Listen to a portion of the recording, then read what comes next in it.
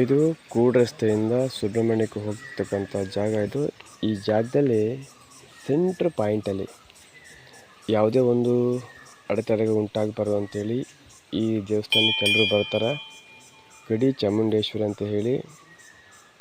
ಸಾಮಾನ್ಯವಾಗಿ ಈ ಚಾಮುಂಡೇಶ್ವರಿ ಇಲ್ಲಿ ಸುತ್ತಮುತ್ತ ಇರತಕ್ಕಂಥ ಘಾಟ್ ಸೆಕ್ಷನ್ ಇದು. ಇಲ್ಲಿ ಎಲ್ಲರೂ ಕೂಡ ನಿಲ್ಲಿಸಿ ಮುಂದೆ ಹೋಗ್ತಾರೆ. ಯಾಕೆ ಅಂತ ಹೇಳಿದ್ರೆ ಯಾವುದೇ ಒಂದು ವಾಹನಗಳಿಗೆ ಅಡೆತಡೆಗಳು ಉಂಟಾಗಬಾರ್ದು ಅಂತ.